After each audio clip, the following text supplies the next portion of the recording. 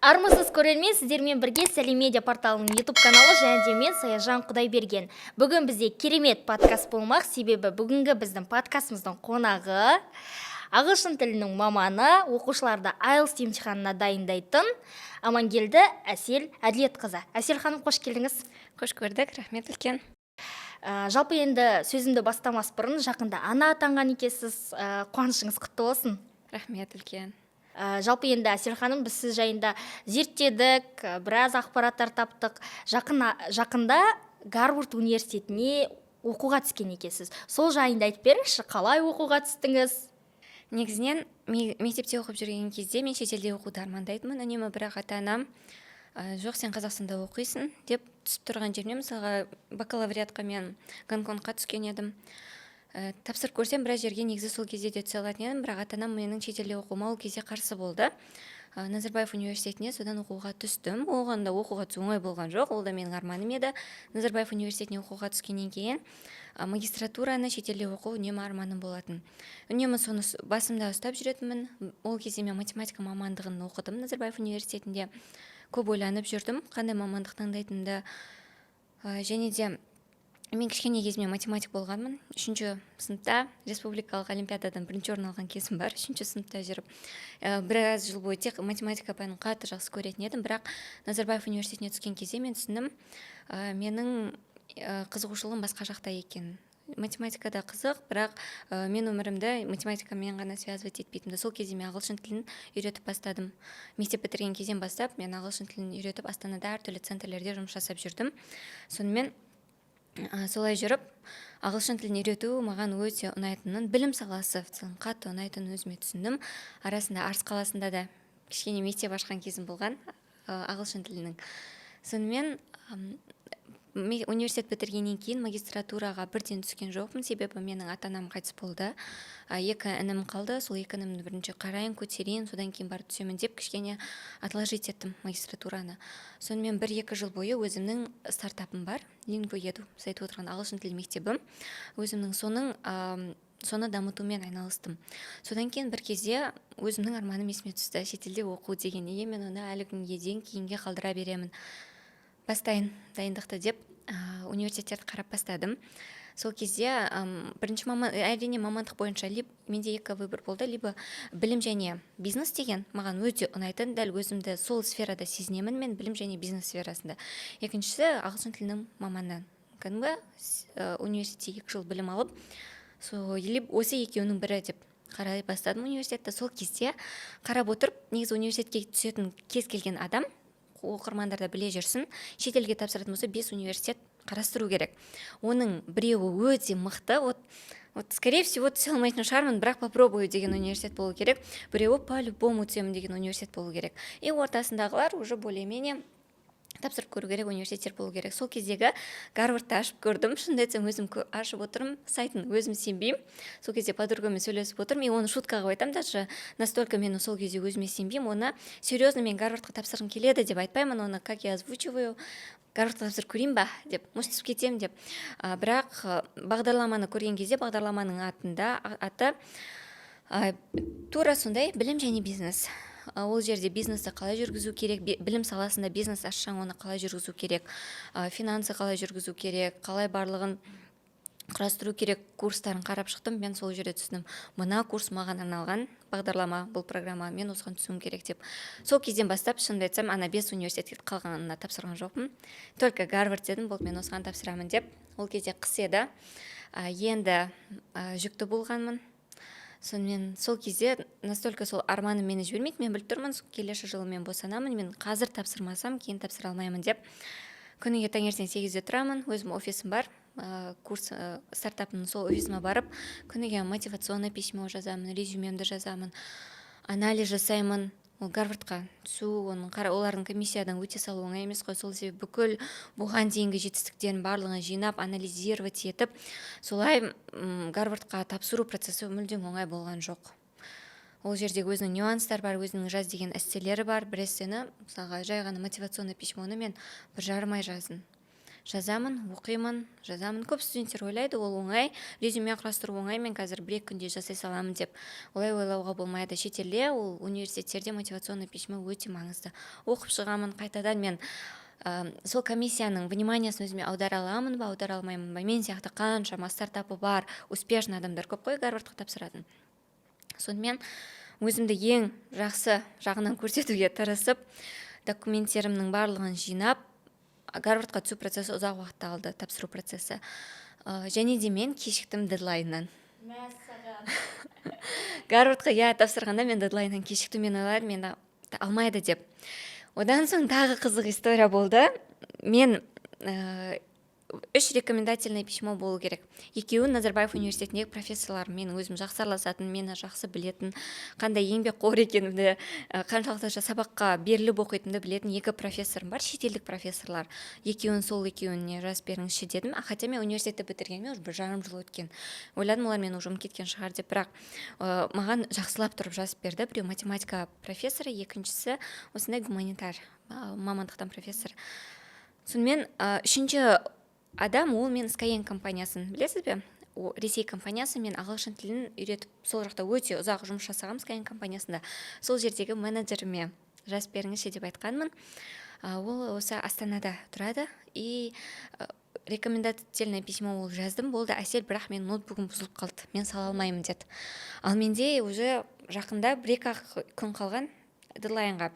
Жоқ, жүндеймін деп до конца жүрді, и соңында маған айтады, Әсел, мен никак сала алмай тұрмын, давай мен саған жіберем, сен өзің саласың дейді. Мен айтамын, жоқ, ол болмайды, ол академиялық шыншылдыққа жатпайды. Сонымен оны екеуміз кездесеміз офиста, сөйтіп менің ноутбугымнан рекомендательный письмоны саламыз. Сонымен біз жаңағы саламыз, барлығын бітті, уже дедлайн өтті, мен жүрмін, уақыт өтті, апрельде жұбайымның, күйеуімнің әжесі ауырды, Қызылорда қаласына тұрады олар, сонда Қызылордаға кетіп қалдық біз. Сол жақта мен келіндік қызметінде атқарып жүрмін. Сол кезде маған Гарвардтан хат келеді. Сіз бізге бір моментті түсіндіріңіз, неге рекомендательный письмо сіздің компьютеріңізден салынған дейді. Соның барлығы тексеріледі екен. Маған айтады, сосын қолым дірілдеп тұрған жерде ешкім мен түсінбеді, қонақ көп кіріп кетіп жатқан. Жылайын деп тұрмын, осының кесірінен мен енді алмай қояма деп 2 бет қылып эссе жазып түсіндірем. Осындай осы кісі бүкіл скриндарымызды көрсетем, ол маған жазғанын, вот ноутбугым бұзылып тұр, мен сала алмаймын деп. Сонымен соның барлығын оларға көрсетем, осындай ситуация болды, мен оны жазған жоқпын, олар ойлап тұрған, мен өзім жазып салды деп. Мен оны жазған жоқпын деп, сонымен ақталып бүкіл доказательстволарымды салып, сонымен жауап қайтарып жібердім. Қорқып жаттым, одан кейін маған ответ келді. Болды, сізді түсіндік, сізге сәттілік тілейміз деп. Содан кейін деп успокоиться еттім да. Сол кезде ойлап жүрмін, может мен түстім ба, неге олар мен тексеріп жатыр деп. Мысалы түспесем оны тексермейді ғой. Бәрібір 2 ойлы болып жүрдім. Әр кандидатты олар бәрібір де протокол бойынша дұрыс қарау керек қой. Может сол үшін жазайын деп. Бірақ соның бәрін тексеретініне шынымды айтсам таң қалдым өзім. Мысалы қандай IP адрестен келіп тұрғанын қарап тұр. Сонымен результаты шыққан кезде әлі де сен алмадым до конца, бірақ сол бағдарламаның комиссиядағы профессорлар, мен өзім имейл арқылы сөйлесіп отырамын ғой, оларды мен қатты таң қалдырдым результатымен. Бүкіл өзімнің, мен ешқандай қосқан жоқпын, өзімнің өмірімді айттым. Мен осы Арыс қаласында туылғанмын, кішкене қалада, ата-анам қарапайым кісілер болған деп. Және де маған ең қатты көмектескен нәрсе ол студенттік кезімдегі активность. То есть Гарвардқа түсу барлығы ойлайды, мен күшті көп қазір мотивационный письмо, резюме жасам, өтемін деп. Оны сен неге қарап жазасың, неге операция етіп, өзіңнің опытыңа бұрынғы студенттік кезде не жасадың, қаншалықты белсенді болдың, мектеп кезінде қаншалықты белсенді болдың. Енді мен ағылшын тілі пәнінің мұғалімі эксперті ретінде айтуым керек. Ең басты көмектескен маған нәрсе ол әрине ағылшын тілін жетік меңгеру. Тіпті сондай ситуация болған, мен Гарвардқа түсіндіре алмайтын едім, ағылшын тіл деңгейім жоқ болса. Ол жерде қаншама этаптан тұратын ол күрделі іріктеу процесі, соның барлығына өту үшін ең бірінші ол самый базовый нәрсе, барлығы соның үстіне құралады, ол ағылшын тілі. Ағылшын тілін жетік, грамотно меңгеру керек, дальше кез келген университетке түсуге болады. Сонымен Гарвардқа келесі жылы оқуға барамын. Бұл жылы негізімен осы жылға түстім, бірақ жүктілікке байланысты олармен қайтадан осылай сөйлесу арқасында соңында келесі жылға оқуымды ауыстырдым. 2024 оқу жылы отбасымызбен барамыз деп үміттеніп отырмыз. керемет, күшті. Енді жаңа осы орайда күшті сұрақ келді ойыма. Енді Гарвардқа грантқа түскен кезде қандай эмоция болды? Сізде енді қаншама қиындық болды ғой? Жыладым, қолым дірілдеп, шынымды айтсам. Даже ол видео бар менде. Білмеймін, сол не үшін екен, бірінші телефонды бердім, давай мен ашам. Ол результаты мен сол Қызылордада жүрген кезде шығып қойған екен. Мен байқамай қалған екен почтамда. Сосын бір күні офисқа келем, өзім жүктімін. Сөйтіп қараймын, результаты шығып тұр деп тұр почтаны. И мына жерге кір деп ссылка тұр. Жүрегім дүрсілдеп қыздарға беремін, менеджерлеріме түсіріп тұрыңдар деп. Ашамын да, ашқан кезде, шетелдік университеттерде түсірген кезде андай фейерверк сияқты почтаға хатты ашқан кезде сайттан сондай фейерверк шығатын қалады. Жаңағы нелер жарылып. Барлығы электронды түрде ғой. И соны көрдім да, и бірінші сөз congratulations деген сөзді оқыдым да, все, ары қарай жыладым. Білмеймін, ата-анам есіме түсті. Папамның маған үнемі қызым білім ал, білімді адамдардың заманы келе жатыр деген сөздері есіме түсті. Ата-анамның, мысалы мен Назарбаев зияткерлік мектебіне түскен кезде 8-ші сыныпта түстім. Арыс қаласында оқып жүретінмін оған дейін. Қарапайым ауылдың қызы. Сонымен түскен кезде маған мамам кредитке ноутбук алып берген еді сол кезде.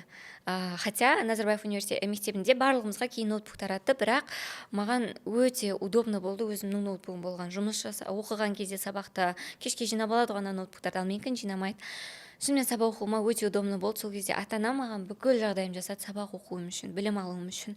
Соларды есіме түстім. Бірінші очередте олар қатты қуанушы еді қазір деп. Бірінші очередте ата-анам жайлы ойладым. Екіншіден сене алмаймын, ол Гарвард деген. Өзім әлі күнге дейін шынымды айтсам, арасында сене алмаймын. Менің мысалы Гарвард студентінің ID бар уже. Университетке беріледі. Менің ол порталға кіріп регистрация жасай аламын. Онлайн курстарына менде доступ бар дегендей. Енді келесі жылы Алла жазса, өзінің ғимаратына кіріп, сол сезініп, ол жақта Барак Обама оқыған, Билл Гейтс түскен, сондай университеттің вайбын сезінгім келеді барып. Ол білмеймін, даже сөзбен жеткізе алмаймын, менің ең үлкен арманым десем де болады. Барлық материалды жетістіктердің жаны, олар материалды жетістіктер Гарвардтың жанында вообще мен үшін өте кішкентай. Мен үшін Гарвард ол өмірдегі ең үлкен жетістіктердің бірі деп ойлаймын. Енді барған кезде келесі жылы балам кішкене өссін, одан қызығырақ контент түсіремін деп ойлаймын ол жақта. Мен үшін ол жақтан үлкен возможностьтар ашылатынына сенімдімін. Өте күшті қызығып отырмын. Сәттілік енді сізге. Жалпы енді ол Гарвард университетіне түспей тұрып та енді ағылшын тіліне келетін болсақ, жалпы ағылшын тілін қай жылы, қай жасыңызда үйрендіңіз? Қалаумен үйрендіңіз бе, әлде қажеттілікпен үйрендіңіз бе? Мен ойымша ағылшын тілін барлығы көп адам қажеттілікпен үйренеді. Себебі мен айтып тұрмын, мен көбінесе технармын. Мен ойымша адамдар көбінесе екіге бөлінеді, либо гуманитарий, либо технар деп. Өзім көбінесе солай ойлаймын. Мен больше технический мамандықтардыға сондайға жақын болғандықтан есепке дегендей ағылшын тілі маған өте қиын болды баста. Мен не үшін оқып бастадым? Себебі мен Назарбаев мектебіне түстім. Зияткерлік мектебіне, сол жерде оқымасам болмайтын болды. Арыс қаласында ешқандай курс жоқ, ол кезде ағылшын тілі үйрену керек деп те ешкім ойламайды. Қарапайым өзім мектепте оқып жүрген қызбын. Жақсы оқығанның арқасында түстім. Математиканы, физиканы, басқа пәндерді жақсы меңгергеннің арқасында Назарбаев зияткерлік мектебіне түстім. Түскеннен кейін түсем әртүрлі студенттер болды. Тіпті Лондонда жаңағы пабмен барып келетіндер бар ғой. Лондонда тіл курстарына барып келген даже оқушылар болды менің сыныбымда. Әртүрлі оқушылар жиналдық. Ағылшын тілі уже IELTS сертификаты бар оқушылар болды. Өте мықты оқушылар ағылшын тілінен. Ал мен білетін сөзім, наверное, сол кездегі жаңағы I love you деген обычный. Басқа ештеңе білмеймін, ешқандай представлением жоқ ағылшын тілі туралы. Ағылшын тілі өте углубленно оқытылады. Кейіннен бастап, мысалы 9-10 сыныптардан бастап математика деген сабақтар бізде еще ағылшынша өте бастады. Бір-ақ жыл менде соның барлығын көтеруге. Сонымен Назарбаев мектебіне түсіремін, зияткерлік мектебіне. Ата-анам қуанышты, өзім қатты қуаныштымын. Новый мектеп барлығы. Мен өмірімде көрмеген техникалар таң қалып өте қатты ұнады, атмосферасы. Жүремін, бірақ маған өте қиын болды негізінен. Түскен кезде мен жабыла бастадым. Подросткпын ғой енді кішкентай. Өзімді басқалармен салыстырып, олардың ағылшын деңгейі жоғары болғандықтан менде қалай айтсам болады, кішкене депрессия өзіңе деген сенімсіздік, мысалы өзім сөйлеуге қорқатын болдым, хотя өзім арыста өте белсенді, жаңағы ең күшті кім, әсел болып жүретін адам. Бардым да басылып қалдым Назарбаев зияткерлік мектебінде, себебі менен әлдеқайда күшті оқушыларды көрдім да кәдімгідей қатты басылып, өзіме сенімділігім жоқ болып кетті сол моментте. Бірақ даже арасында ойлайтын, арысқа қайтып кетсем ба қайтадан. Ата-анаңды сағынасың, өйткені мен общежитиеда тұрдым, ғой жатақханада. Арасында ата-анаңды сағынасың, кішкентай қызсың. Сонымен бірақ білмеймін, сол кезде жоқ мен оқимын, жоқ мен ары қарай Назарбаев университетіне түсемін деген өзіме мақсат қойдым. Ал содан бастап қатты ағылшын тілін оқу басталды. Тіпті басында маған қатты настолько ағылшын тілі қиын болатын, что бізде тестированиялар болады ғой каждый 2 апта сайын Назарбаев зияткерлік мектебінде. Сол кезде бізде кәдімгі reading, listening, writing барлығын тексереді. Сол кездегі басқаларын әйтеуір былай тапсырамын, райтингнан қатты қиналатынмын да. Примерно келетін тақырыптарды білесің ғой, 5-6 тақырып болады, соның біреу келеді. 5-6 тақырыпқа алдын ала 250 сөз эссе жазып алатынмын өзім. Асықпай бөлмемде отырып жатақханада соның барлығын жаттайтынмын. Вот 6-ның точно біреу келеді деймін да, сонымен 6-ын кәдімгідей жаттап, солай мен баға алып жүрмін, мен 5 алып жүрмін. Мен Назарбаев зияткерлік мектебін 125 оқушының ішінен бір 7 оқушы қызылға бітірді, соның біреуі болдым. Солай мен ағылшын тілінен де 5 алып жүрдім, әйтеуір как-нибудь.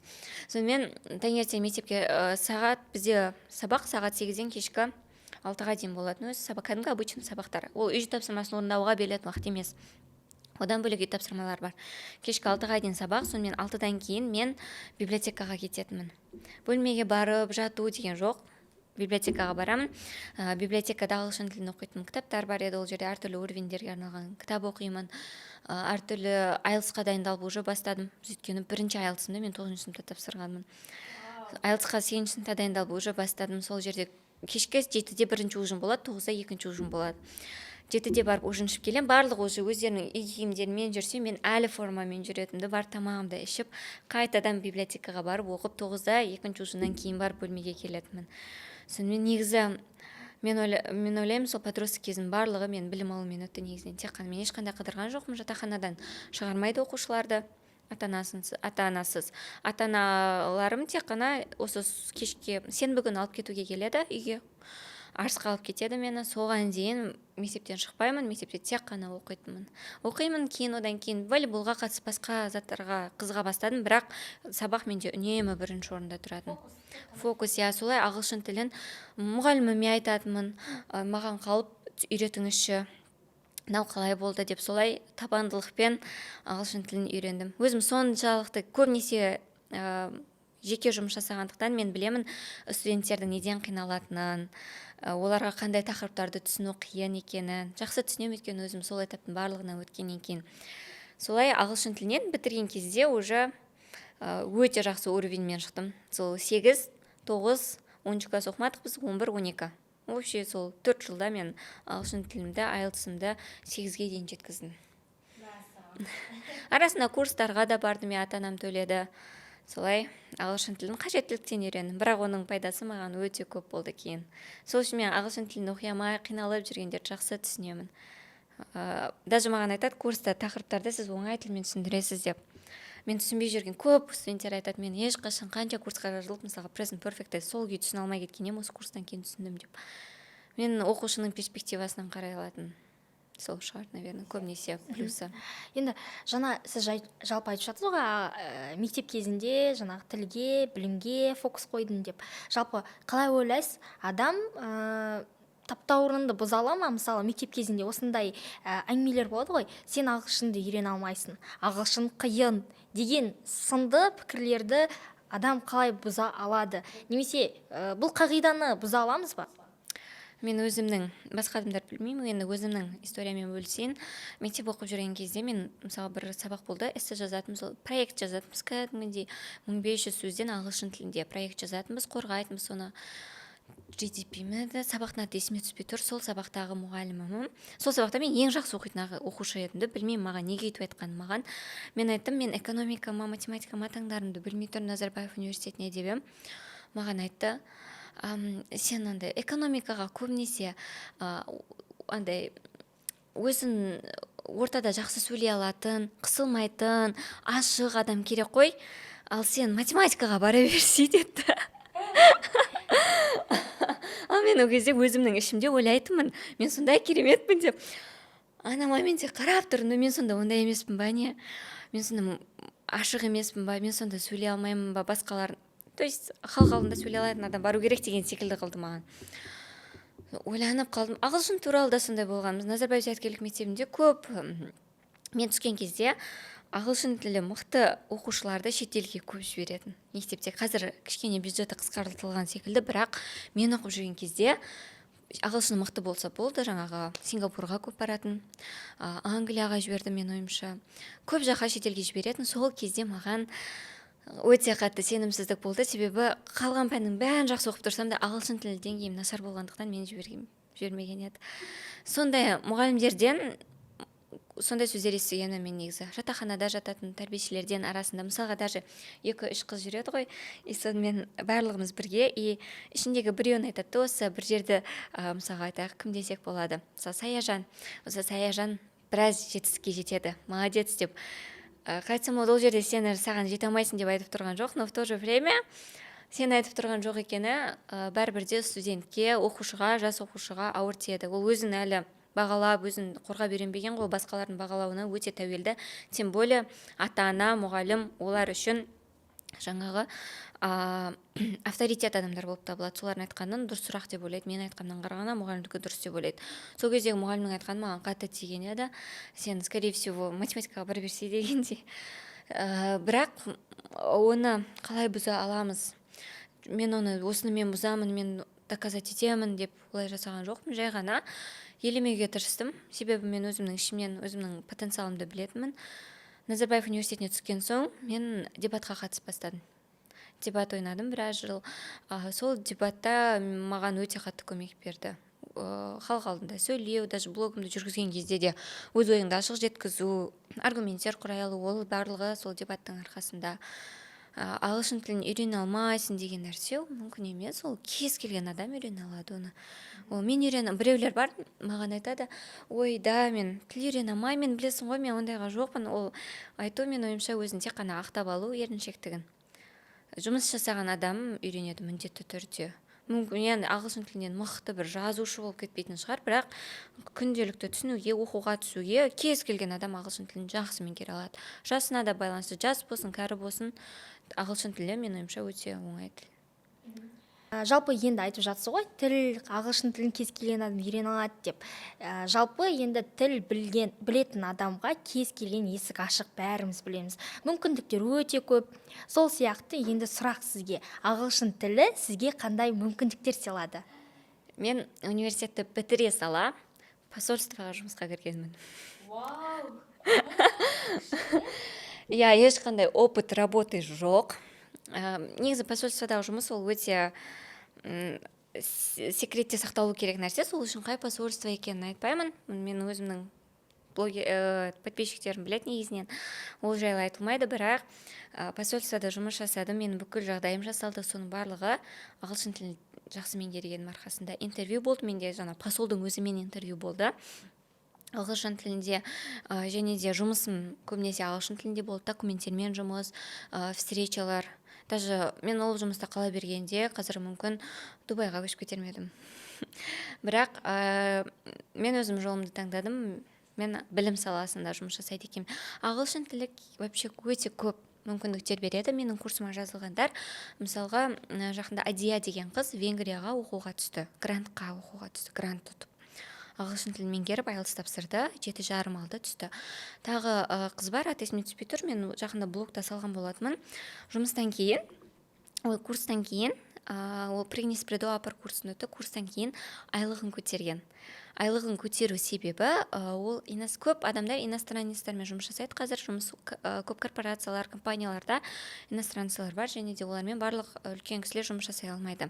Ағылшын тілін білетін маманды өте жақсы көреді барлығы. Ол айтады, мен осыдан кейін собранияларда өз ойымды ағылшынша жақсы жеткізе бастадым. Соны көрген уже бастығы да уже басқа жоғары көтеріп, айлығын да көтеріп байқап жатады.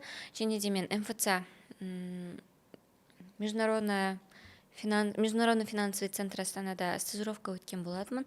Сол жерде де барлық жұмыс ағылшынша болды.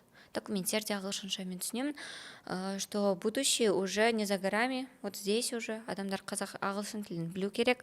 Ол біздің жай ғана бір үйренетін бір хобби емес, ол қажеттілік. Ол деген hard skill деп айтады ғой, ең керекті. Соның бірі болып кетті. Ол жай ғана хобби үшін вдруг деп үйренбейді, ол міндетті түрде керек болатын нәрсе. Одан бөлек стажировкалар. Негізі мен блогымды қашан жүргізіп бастадым, және де не туралы айтып бастадым. Мен блогым 2020 жылы бастағам, и сразу жақсы результаттар көрсетті. Себебі мен ол кезде студенттерге стажировкалар жайлы айтып бастадым, что за границей шетелде тегін стажировкалар өтуге болады. Сенің проживаниеңді, перелетіңді төлеп беретін стажировкаларды өтуге болады. Сол жайлы айтып бастадым. Соның барлығы көп адамдарға откровение болды. Бірақ негізі Назарбаев университетінің студенттері оның барлығын отлично біледі. Мен соны қарапайым басқа студенттерге де жеткізгім келді. Ағылшын үйренесің ба, сен кез келген жаққа бара аласың, тіпті тегін де бара аласың.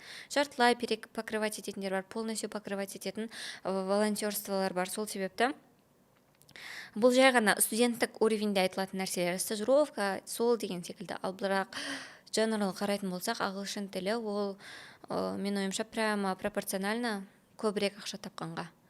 Көбірек ақша тапқын келе ма? Мысалы, қазір әртүрлі курстар өткізеді ғой, миллион табуға үйретем деген секілді.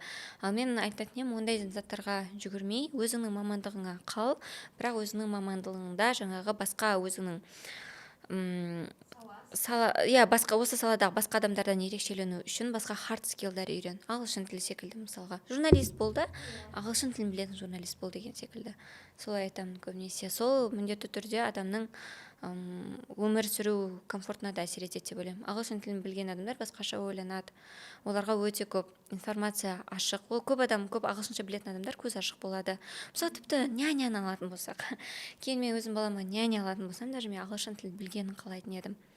Оқушы болсаң, ағылшын тілін білген қалайды. Мен студенттік кезімде ағылшын тілінің арқасында қаншама центрлерде жұмыс жасадым. Кейіннен Skyeng компаниясына жұмысқа тұрдым онлайн, спокойно арыста жатып, ауырып жатқан мамама қарап, Skyengтен ақша тауып жүретін едім. Онлайн ағылшын тілін преподавать етіп. Так что ағылшын тілін пока кеш емес кезде үйрену керек. Кейін барлығы білетін болады. Вообще любая сферада одним из первых кіру керек деп айтады ғой. Сол себепті мен ойлаймын, қалдырмаңыздар кейінге, ертеңге өздеріңізге мақсат қойып ағылшын тілін үйренуді бастаңыздар деп айтатын барлығына. Жалпы қазақта да сөз бар ғой, бір тіл білсең бір адамсың, екі тіл білсең екі адамсың деп. Жалпы енді сіз қанша тіл білесіз? Мен көп тіл білмеймін, осы 3 тіл, ағылшын тілі ғана. Айтып тұрмын ғой, мен қандай адамдарға ағылшын үйретемін, маған ағылшын тілі қиын, мен түсінбеймін дейтін адамдарға мен түсіндіре аламын. Мен өзім полиглот емеспін, көп тілді үйренетін ондай қабілетім де жоқ, қызығушылығым да на самом деле жоқ. Ағылшын тілін қажеттілікпен үйренген адам, бірақ мен оны қалай оңай үйренудің және де оңай үйретудің жолын түсінген адаммын. Мысалы, даже бұрын айтатын сестрама, даже мен үйреніп алдым деген секілді, сен точно үйренесің деп. Жалпы енді жаңа блог жайында айтып жатырмыз ғой. Блог бастауға не себепкер болды сізге? Мен блогты мен білмедім, что осылай инфобизнес қатты дамып кетеді. Кейін курс сататын адамдар осынша жаңағы дәрежеге немесе осынша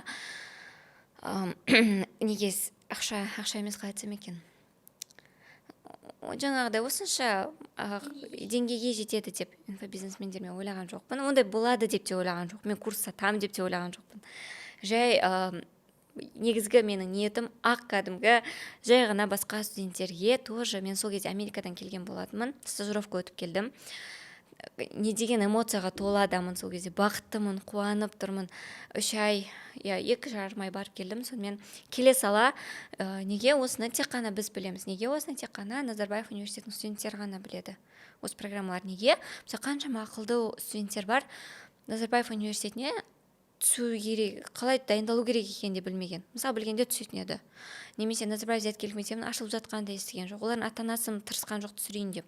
Олар неге білмейді деп, сол кезде шынымен бірінші посттарымда даже көруге болады. Сол кезде сол бағдарламалардың атын айтып, оларға қалай тапсыру керек екенін айтып, ағылшын тілін үйрену керек екенін айтып бастадым. Солай мен күнделікті невру бір айда күніне 1000 адамнан жазылып отқан шарбасты блогым қатты өсті. ол до пандемия болған еді. До 2019-дан 20-ға өткен кезде декабрьде только мен сол кезде блогымды жүргізіп бастадым январьда. Өте пайдалы курстар болды, мен ақша табамын деп ойлаған жоқпын блог арқылы. Сонымен кейін келе ол кезде Skyengте жұмыс жасайтынмын, сол туралы бөлісіп бастадым.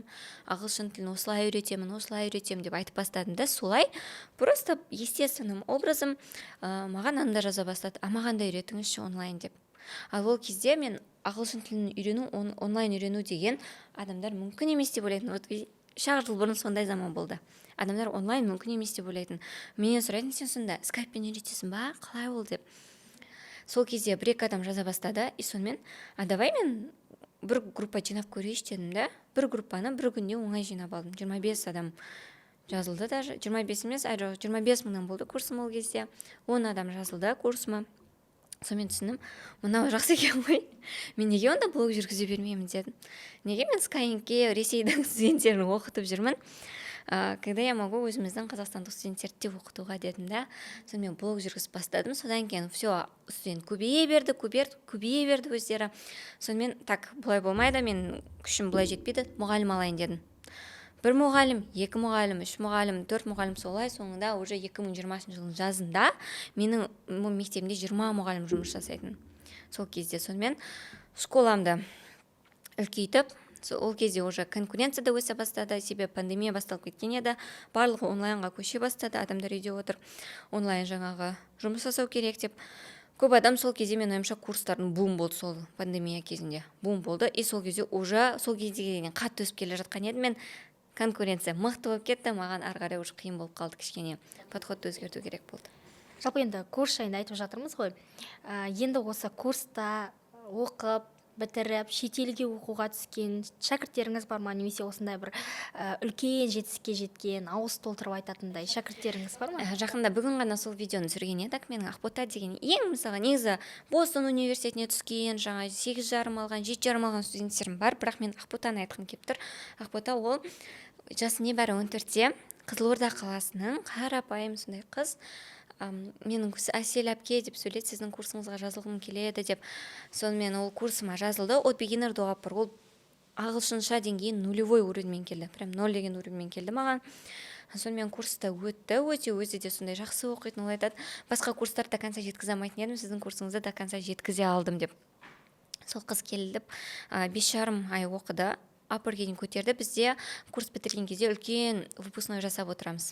Сол выпускнойға да келді, өзі өлең шығарған, ағылшынша выступать етті.